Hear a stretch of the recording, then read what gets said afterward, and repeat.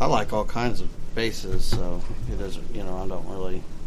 I mean, right now primarily it's my Jackson, Fender,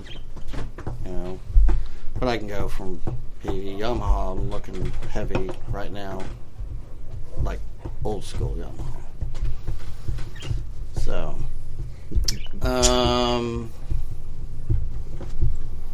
boy, I tell you, I've had a lot of influence, but that moment, for me was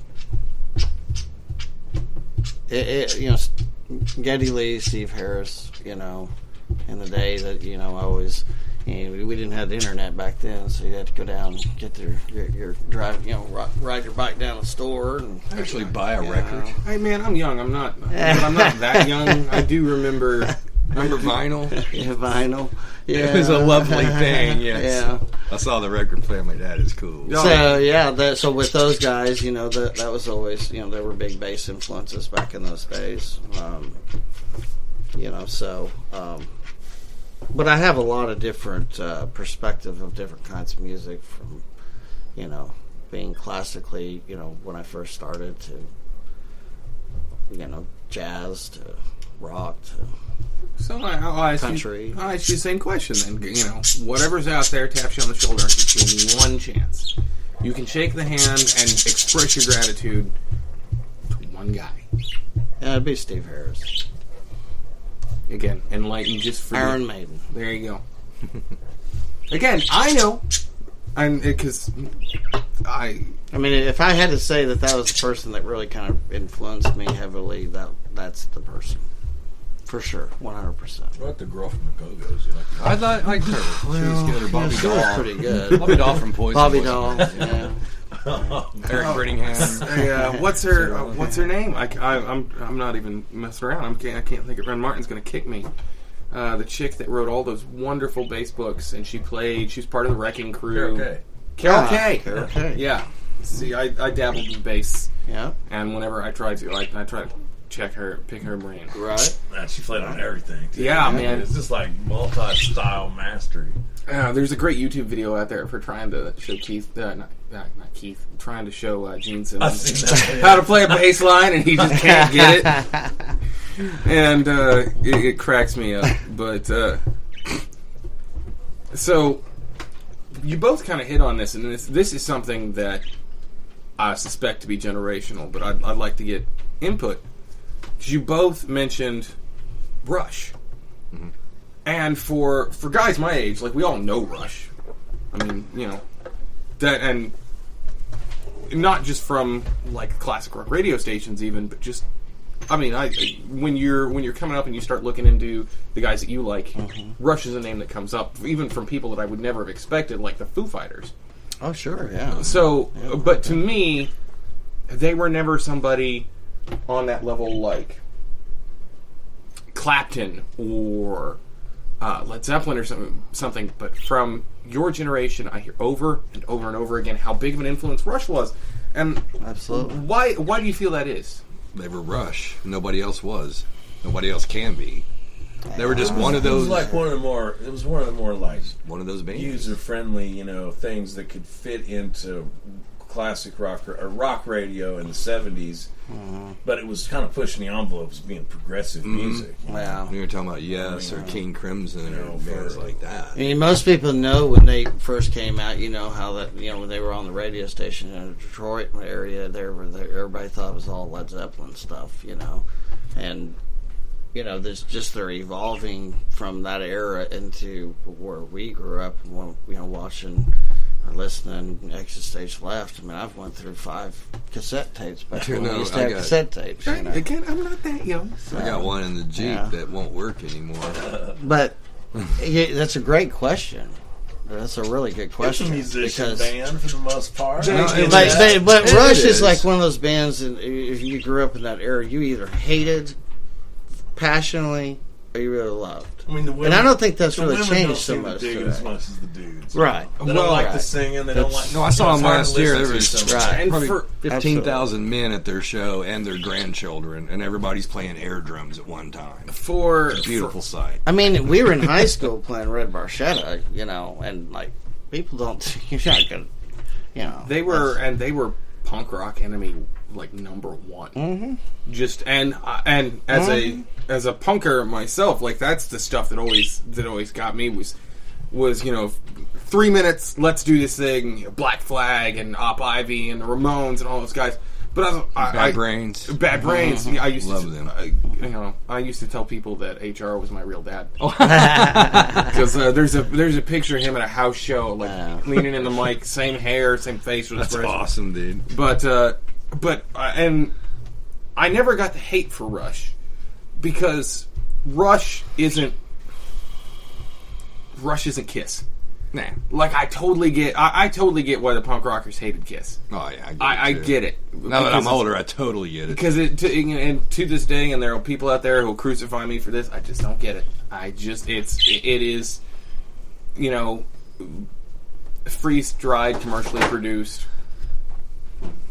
But when you're 8 years old, right? Yeah, it's the same. it's larger than life music and the whole the makeup and presentation I get why it was popular. and the fire. And But explosions. there was no rock and roll in this house when I was 8 years old. That just wasn't a thing. Right, I see. Yeah. So and that makes a difference, you know. Yeah. You know, my influences of music has a lot to do with your what you're around, what you surround yourself. You know, my dad was a big KMOD fan, back in the day. So all I listened that was a 4-letter word in this house. My My dad was a KVOO fan. yeah, Hardcore country. my old man, my mom loved back in the 90s 106.1 when it was like classic rock, when you were hearing 50s and 60s, early 60s stuff on there, and my dad some doo-wop stuff or something. Yeah, and my dad was Beatles. And my dad was Beatles was the most rock and roll he would get, and then it was country music and gospel. Yeah. And that was it. And when I was 11 or 12, I was over at a friend's house, whose mom just, she was cool. But looking back, super reckless. Like, holy shit, why did she let us do any of the things she let us do? And she had an original copy of Appetite for Destruction. Oh wow. That was back in the day, huh? That was my introduction to rock and roll. Not a bad one. Which, yeah, Not a well, bad and it one. was literally, and I feel like a Tool Slash kind of has the same story when he talks about listening to Rocks for the first time, because we're hanging out at their house. Great album. Yeah, Aerosmith, all those early Aerosmith records are great. We're hanging out at their house, and she puts on Appetite, and you hear the opening bars, and I was just like, I don't give a fuck what we were gonna do. This is what we're doing right now. We're gonna listen to this. And I Hit played you like a ton of brick. Yeah, oh yeah. And well, I had played guitar since I was 3 years old. My parents had me singing in church, and I didn't know what to do with my hands, so they were like, "Here, play guitar." And but gospel music was the only thing I knew how to play. I had an electric guitar, and I still have it. It's a cheap Strat knockoff. That at this point, the only thing original about it are the body and the neck. But I had a bass amp. And I'd had it for years at this point, and didn't know because everything was clean sounds. There was no overdrive to anything. And so when you come home and you try to get that sound, and it's just like this. That doesn't work out. You just won't do it. Why won't it do it?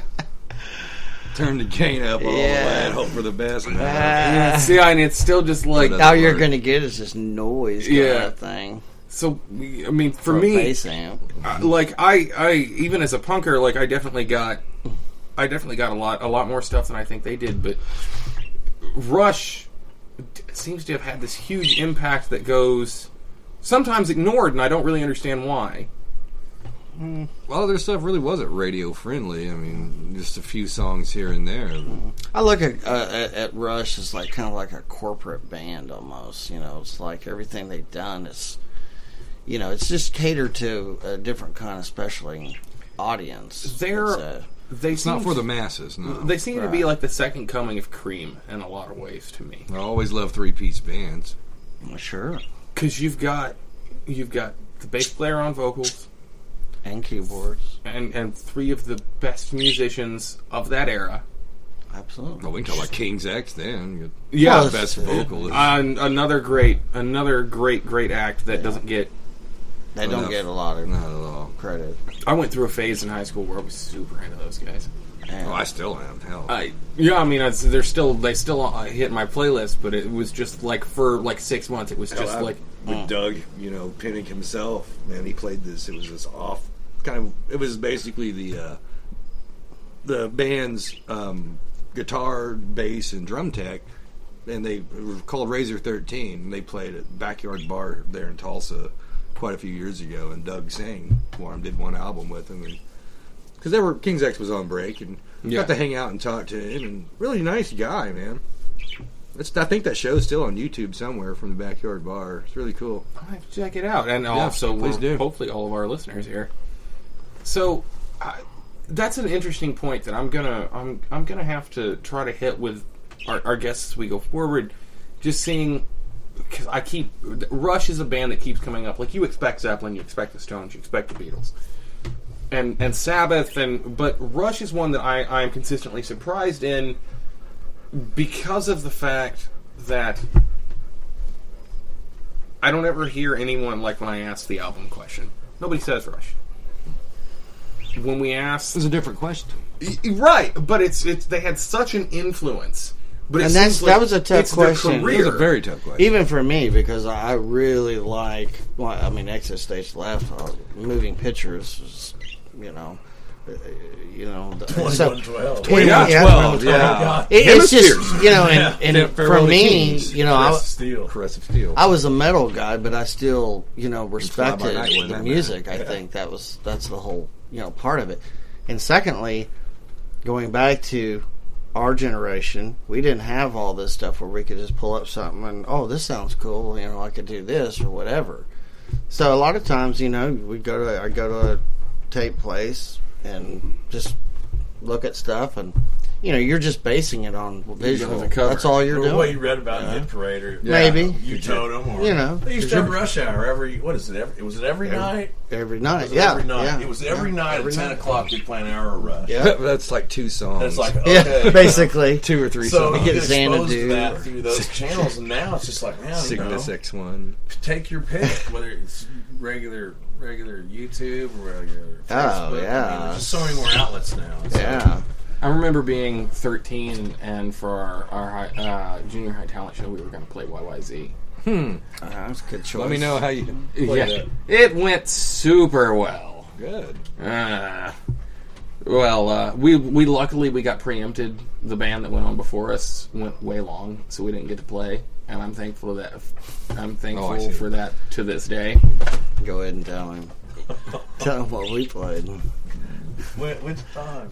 I'll just tell him, for senior talent show. Oh. Well, let's see. Me and Tracy played a few top talent shows at school. A few I mean, over the years. it was always fun. Let's just say that. I remember there's us, and then there's this other bunch of guys that were in a band. Is that in 10th grade? The principal called us in there and was like, okay, I don't want anybody doing anything that anyone's parents might think is offensive. No showboating out there. You're supposed to get up there and play your thing and get off without any goofing around. Yeah, I was just like, whatever. what are we, like 6? Yeah. So we did. What was that? We did GNR. We did that My Michelle, I think, wasn't it? It's so. It's so easy. Yeah, it's so It's easy. so easy. Oh, I'm sure that one. Yeah, that was great. Yeah. We did that live right there in front of everybody. That was awesome. There's how things change, man. When the more things change, the more they stay the same. We did senior year. We did Blitzkrieg Bop, Oh, nice. and So sweet, huh? oh, we Ramones. Or Vermont, sorry, yeah. Fucking I was sweet. thinking Get out of here with that. Come on. Vermont. We got in a lot of trouble for that one. Really? Yeah. Yeah. Well, yeah, man. It's post 9/11 world. You say shoot them in the back now, and fucking people lose their minds. Well, you know, That's how they